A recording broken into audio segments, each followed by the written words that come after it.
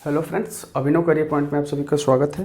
Friends, इसमें हम लोग बंगाल के गवर्नर जनरल कौन कौन हुए, उनके क्या क्या कार्य हुए, उनके समय की महत्वपूर्ण घटनाएं कौन सी घटी, इस संबंध में अध्ययन कर रहे हैं। पिछली वीडियो में हम लोग सर जॉन शोर से पहले, चाहे वह लॉर्ड कॉर्नवालिस हों, चाहे वह वारेन हेस्टिंग्स हों, इन सभी के बारे में अध्ययन किए हैं।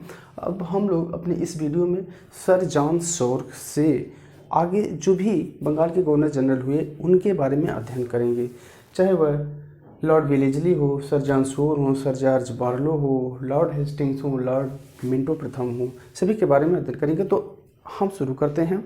सर जॉन शोर, जिनका कार्यकाल है 1793 से 1798 ईस्वी, एक छोटा सा कार्यकाल यानी 93 से 98, कुल 5 वर्षों के टाइम में। इनके समय के बहुत खास क्वेश्चन नहीं है, लेकिन एक बहुत ही इंपॉर्टेंट क्वेश्चन है सर जॉन शोर से संबंधित।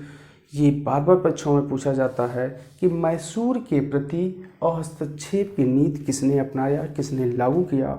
तो इसका उत्तर है सर जॉन शोर ने ही मैसूर के प्रति हस्तक्षेप की नीति को लागू किया। इसका मतलब है कि इसके पहले जो भी बंगाल के गवर्नर जनरल हुए वे मैसूर के प्रति बहुत ही युद्धपूर्ण नीति अपनाए। आगे के जो गवर्नर जनरल आए तथा पीछे के भी जो गवर्नर जनरल रहे, उनका मैसूर से संघर्ष चल रहा था। कुल आंग्ल अर्थात अंग्रेजों और मैसूर के बीच कुल 4 युद्ध हुए, लेकिन सर जॉन शोर ये आते हैं और मैसूर के प्रति ये हस्तक्षेप की नीति को लागू करते हैं। इसीलिए 93 से 98 के बीच मैसूर से अंग्रेजों का कोई संघर्ष नहीं दिखाई देता है।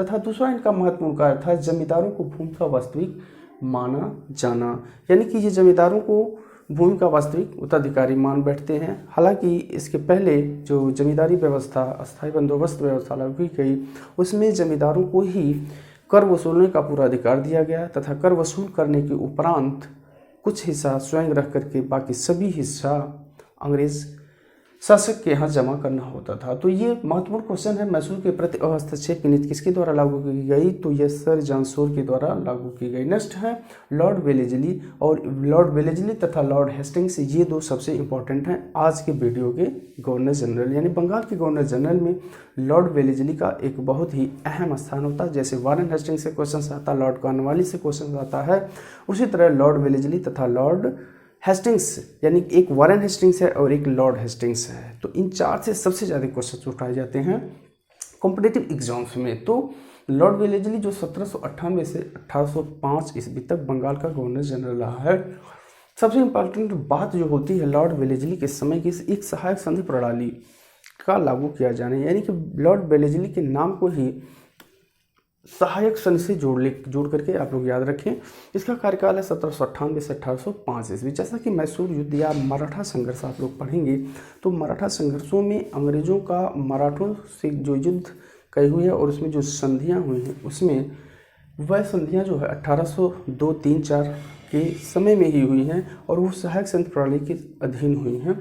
तो इसी सहायक संधि प्रणाली होती क्या थी? सहायक संधि प्रणाली जो नाम है वो फ्रांसीसी गवर्नर डुप्ले के समय में उसने भी लागू किया था, और उसी सिद्धांत को अंग्रेज अब यहाँ ला करके भारतीय राज्यों से लागू करते हैं। तो सहायक संधि प्रणाली के तहत लॉर्ड वेलेस्ली ने एक ऐसी नीति लागू की थी कि यदि आप अंग्रेजों का विरोध नहीं करते हैं, अंग्रेजों का सपोर्ट करते हैं, तो आप अंग्रेजों की सहायक संधि प्रणाली के तहत आप इसमें शामिल होइए। और इसमें अंग्रेज जो राज्य सहायक संधि प्रणाली के तहत जुड़ जाता था, उससे उसके वैदेशिक संबंधों पर अंग्रेजों का जो है आधिपत्य स्थापित हो जाता था। उनके आंतरिक मामलों में तो अंग्रेज हस्तक्षेप नहीं करते थे, लेकिन उनके वैदेशिक मामलों यानी कि उनकी बाहरी शक्तियों से कैसा रिलेशन होगा, इसका जो पूरा निर्णय होता था वो अंग्रेजों के हाथों में चला गया था।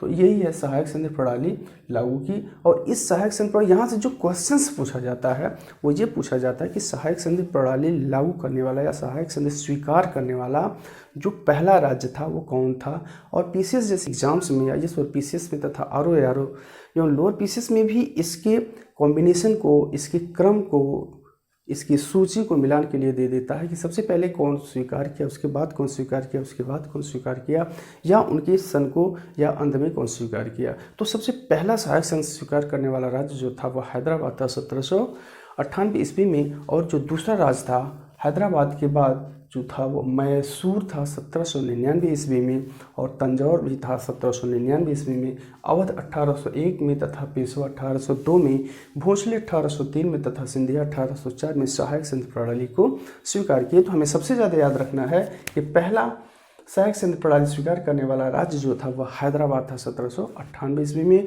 और उसके बाद मैसूर था, वही मैसूर 1799 ईस्वी में इसने सहायक संधि प्रणाली को स्वीकार किया, क्योंकि 1799 ईस्वी में चतुर्थ आंग्ल मैसूर युद्ध में मैसूर का जो शासक था हैदर अली का पुत्र टीपू सुल्तान, वह अपने किले की रक्षा करता हुआ चतुर्थ आंग्ल मैसूर युद्ध में मारा जाता है, और उसके उत्तराधिकारी फिर सहायक संधि प्रणाली को स्वीकार करने के लिए मजबूर हो जाते हैं।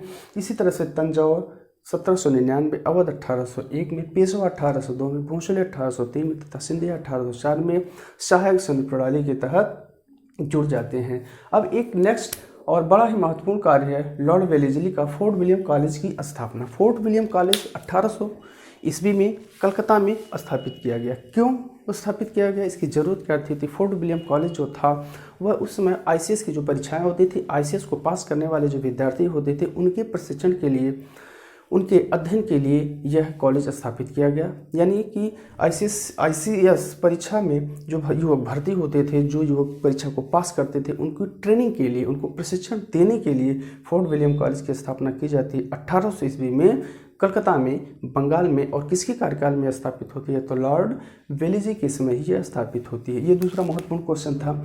आगे हम बढ़ते हैं तृतीय आंग्ल मराठा संघर्ष 1803 से 1805 ईस्वी। जैसे कि हमने कहा कि 1803 से 1805 ईस्वी तृतीय आंग्ल मराठा युद्ध भी इसी से जुड़ा हुआ था।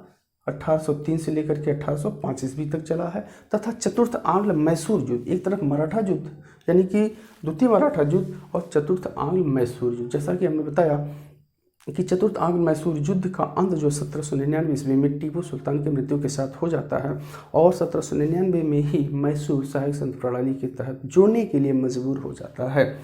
अब एक क्वेश्चन है जो कंपटीशन में बार बार पूछा गया है कि बंगाल का टाइगर या बंगाल का शेर किसे कहा जाता है? तो यह लॉर्ड वेलेस्ली को ही कहा जाता है बंगाल का शेर या बंगाल का टाइगर। अब हम आते हैं बंगाल के गवर्नर जनरल की श्रेणी में सर जॉर्ज बारलो, जो 1805 से 1807 ईस्वी, मात्र 2 वर्षों के लिए बंगाल के गवर्नर जनरल बनाए जाते हैं। इसके समय में जो सबसे अहम क्वेश्चन आता है वह है 1806 ईस्वी में वेल्लोर में सिपाही विद्रोह। 1806 में वेल्लोर में सिपाही विद्रोह। कहाँ पर? वेल्लोर में। किसका विद्रोह? सिपाहियों का विद्रोह। कब हुआ है? 1806 ईस्वी में। तो 3 क्वेश्चंस एक लाइन में यहाँ जुड़े हुए हैं। और ये विद्रोह होता क्यों है, इसके कॉन्सेप्ट को जानना जरूरी है कि आखिर क्यों होता है यह वेल्लोर में 1806 में सिपाहियों का विद्रोह। तो ये टीका लगाने को लेकर के, दाढ़ी रखने को लेकर के, तथा कुंडल पहनने पर रोक लगाने के लिए, यानी कि कानों में, जो हिंदू सैनिक हुआ करते थे कानों में कुंडल पहनते थे, माथे पे चंदन का टीका लगाते थे। जो मुस्लिम सैनिक हुआ करते थे वह दाढ़ी रखते थे। तो इन प्रतिबंधों पर अंग्रेज़ सर जॉर्ज बारलो जो है इस पर प्रतिबंध लगा देता है। यानी कि यह धर्म से जुड़ा हुआ लोगों का अपना पहनावा था, अपना संस्कार था, अपने प्रचलन थे। तो इस पे जब अंग्रेज़ रोक लगाते हैं तो यह सैनिकों के लिए असहनीय सिद्ध होता है और वे विद्रोह पर उतर जाते हैं। और इसी को 1806 में वेल्लोर में सिपाही विद्रोह कहा जाता है। नेक्स्ट होता है मराठों के प्रति शांतिपूर्ण नीति। अभी तक मराठों के साथ जो है ये संघर्षपूर्ण नीति चली आ रही थी लॉर्ड कॉर्नवालिस, लॉर्ड वेलेस्ली सभी के साथ। तो लॉर्ड वेलेस्ली के समय भी मराठों से युद्ध हुआ, लेकिन सर जॉर्ज बारलो ने मराठों के साथ शांतिपूर्ण नीति लागू की, यानी कि इसने मराठों से कोई युद्ध नहीं किया। अब हम चलते हैं एक छोटे से गवर्नर जनरल यानी सर जॉर्ज बारलो से भी कोई बहुत ज़्यादा क्वेश्चन आते हैं। ज़्यादा क्वेश्चन अगर आता है तो लॉर्ड वेलेस्ली से और लॉर्ड हेस्टिंग्स से। अब आते हैं लॉर्ड मिंटो प्रथम। ये भी 1807 से 1813 ईस्वी तक बंगाल के गवर्नर जनरल। अभी हम भारत के गवर्नर जनरल नहीं कहेंगे, और ये लगभग बंगाल के गवर्नर जनरल की श्रृंखला में अंतिम गवर्नर जनरल है लॉर्ड एमहेस्ट। तो यहाँ लॉर्ड मिंटो प्रथम, आगे चल करके लॉर्ड मिंटो द्वितीय भी आते हैं, इसलिए इनको लॉर्ड मिंटो प्रथम कहा जाता है। और इनका कार्यकाल है 1807 से 1813 ईस्वी। एक बड़ी ही इम्पोर्टेंट चार्टर एक्ट आया 1813 ईस्वी में, जिसे 1813 का चार्टर एक्ट कहा जाता है। ये किसके समय आया है? लॉर्ड मिंटो प्रथम के समय आया, चूँकि 1807 से 1813 ईस्वी तक इनका कार्यकाल रहा है। तो 1813 का ही चार्टर एक्ट आता है, जिसमें बहुत सारे प्राविधान आते हैं।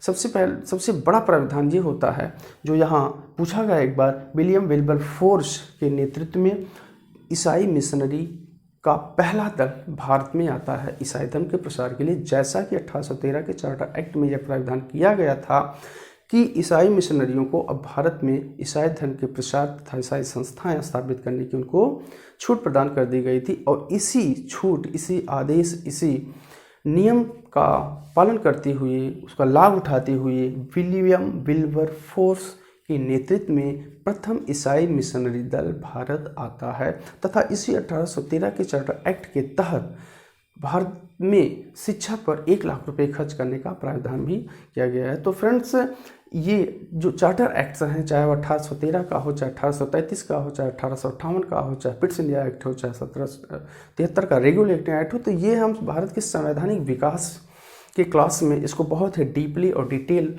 अध्ययन करेंगे। पूरा कंसेप्ट क्लियर होगा। तो हमारी वीडियो से, हमारे चैनल से आप जुड़े रहेंगे तो आपके सभी टॉपिक्स के कॉन्सेप्ट क्लियर करके उसके इंपॉर्टेंट सेलेक्टेड क्वेश्चन को आपको प्रदान किया जाएगा। हमारे चैनल अभिनव करियर पॉइंट को आपका बस यही सपोर्ट चाहिए कि आप वीडियो को लाइक करें, सब्सक्राइब करें, शेयर करें और हमारे उत्साह को, हमारे वीडियो को देखें। चूँकि सभी टॉपिकों पर, छोटे छोटे कॉन्सेप्ट को क्लियर करते हुए इंपॉर्टेंस एंड सेलेक्टेड क्वेश्चन देना हमारा उद्देश्य है। जो पढ़ करके, जो सुन करके आप अपनी सफलता को प्राप्त करें।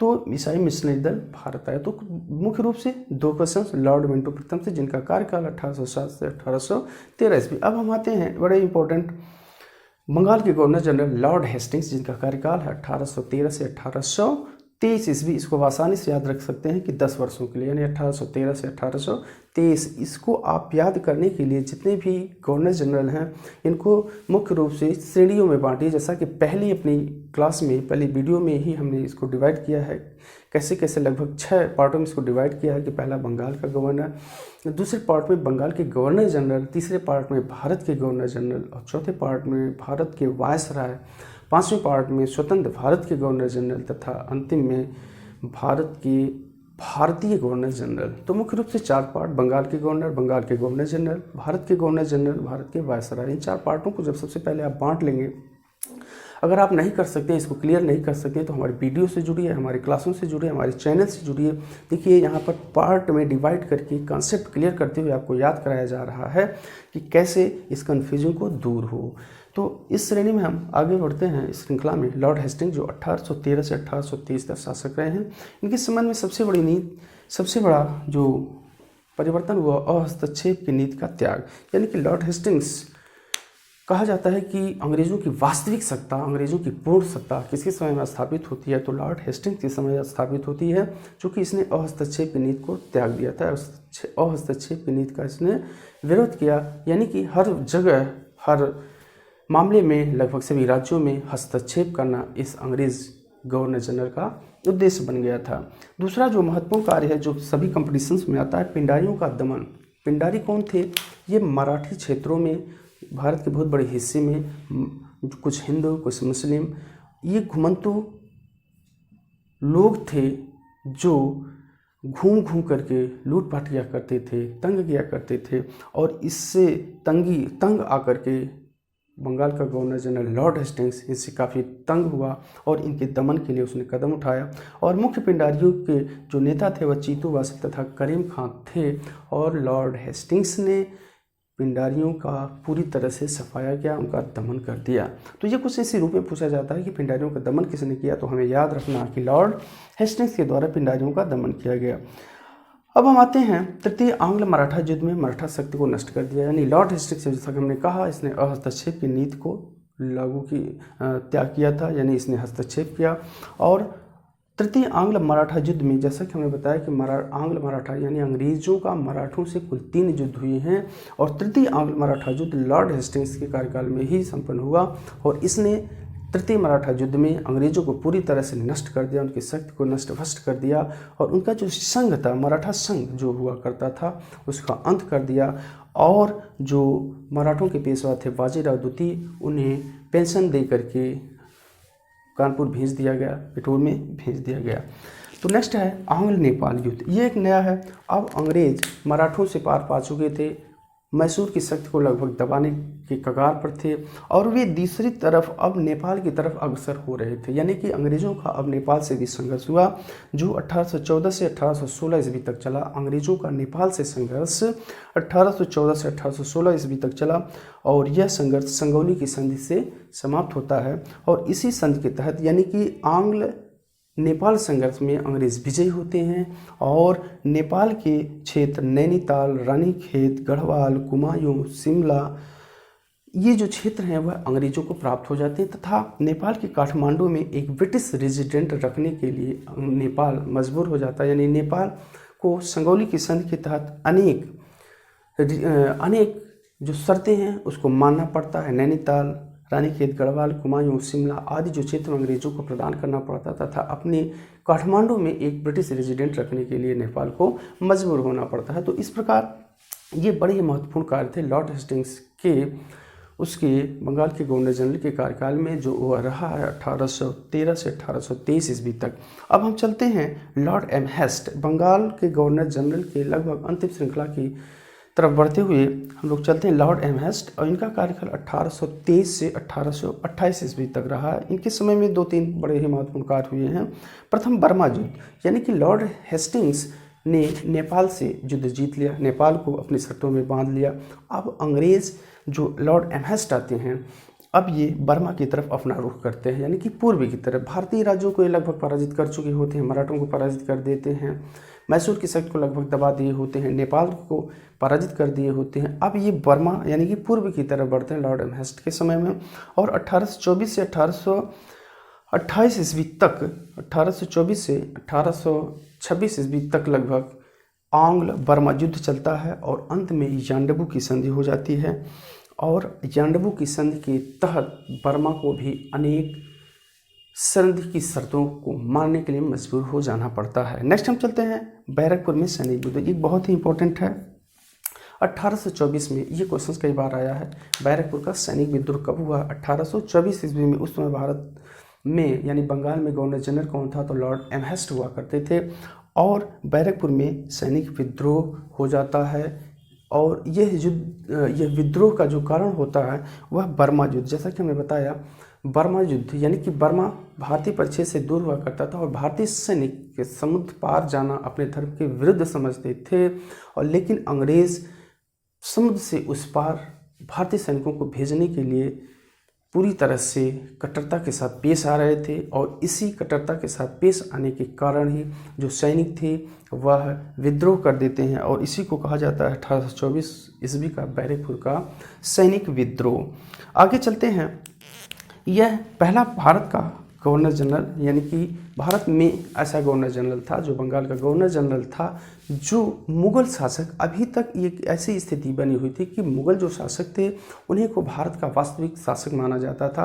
अंग्रेज भले ही बंगाल में अपनी शक्ति को स्थापित किए हुए थे, मराठों को पराजित कर रहे थे, मैसूर को पराजित कर रहे थे, लेकिन भारतीय आम जनमानस भारत की सत्ता का केंद्र बिंदु दिल्ली को माना जाता था और दिल्ली की सत्ता पर मुग़लों का अधिकार अभी भी चल रहा था। भले ही वह सिमट कर मात्र दिल्ली तक सीमित हो गया था, लेकिन जो भारतीय लोगों के मन में जो अपने शासक के प्रति सहानुभूति थी वह ये लोग यही मानते थे कि दिल्ली का मुग़ल सम्राट ही हमारा वास्तविक शासक है। लेकिन अब अभी तक अंग्रेज प्रशासक, अंग्रेज गवर्नर जनरल भी मुग़लों को अपने से ऊपर मानते थे और उन्हें मुग़ल शासकों को बहुत डिस्टर्ब नहीं करते थे। लेकिन लॉर्ड एम हेस्ट पहला गवर्नर जनरल आया जिसने मुग़ल शासक अकबर द्वितीय से उसके बराबरी के स्तर से मिला। लेकिन अभी तक जो अंग्रेज़ गवर्नर जनरल हुआ करते थे वह मुग़ल शासकों को अपने से ऊंचा मानते थे, उनसे अपने को नीचे ही समझ करके बातें किया करते थे। लेकिन 1827 ईस्वी में अकबर द्वितीय का शासन संचालन चल रहा था मुग़ल शासन सत्ता में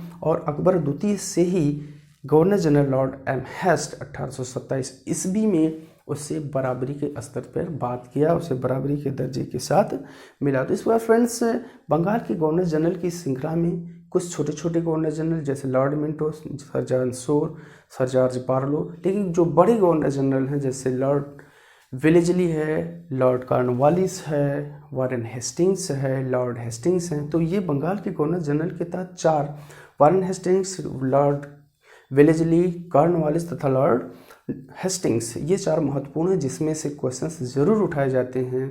और जो छोटे छोटे हैं उनसे जो जुड़े हुए इंपॉर्टेंट क्वेश्चन जैसे हस्तक्षेप की नीति हुआ, और यहाँ बेल्लोर का विद्रोह हुआ, और यहाँ 1813 का चार्टर एक्ट और मिशनरी दल हुआ, तो इनसे जुड़े जो इंपॉर्टेंट क्वेश्चन वो हमने आप लोगों के समक्ष प्रस्तुत किया। और इसके बाद अब जस्ट अभी भी बंगाल के गवर्नर जनरल के तहत ही इस लॉर्ड एमहेस्ट यानी 1828 ईस्वी में लॉर्ड एमहेस्ट के शासनकाल के बाद लॉर्ड आगे और गवर्नर जनरल आते हैं, लेकिन इसी के जस्ट बाद लॉर्ड विलियम बेंटिक अब बंगाल का गवर्नर जनरल बनकर के आता। लेकिन इसी लॉर्ड विलियम बेंटिक के समय में ही 1833 के अधिनियम के तहत अब बंगाल के गवर्नर जनरल को भारत का गवर्नर जनरल बना दिया जाता है। तो यहीं से अब एक नया श्रृंखला यानी कि जहां बंगाल का गवर्नर जनरल का भी हम लोग अध्ययन कर रहे थे वह भारत के गवर्नर जनरल के तहत अध्ययन करेंगे। तो ये अब हम नेक्स्ट वीडियो में अध्ययन करते हैं। तब तक आप हमारे चैनल से ज़रूर जुड़े रहें। अपने साथियों को जो तैयारी कर रहे हैं, जो कंपटीशन दे रहे हैं, उन्हें इस चैनल से जोड़िए और हमारे उत्साह को बढ़ाइए। चैनल को बार बार देखें। जो भी क्लास हैं, जीएस के तमाम क्लास हैं, इंग्लिश की क्लासेस संचालित हो रही हैं तथा बाकी की चाहे जूनियर सहायक अध्यापक भर्ती हो, सीटेट, टेट, सुपर टेट हो, उसका क्लास पूरी तरह से इस पे प्रोवाइड किया जाएगा। आप हमारे चैनल से जुड़े रहें। बाकी वीडियो के साथ पुनः उपस्थित होते हैं। Okay, thanks.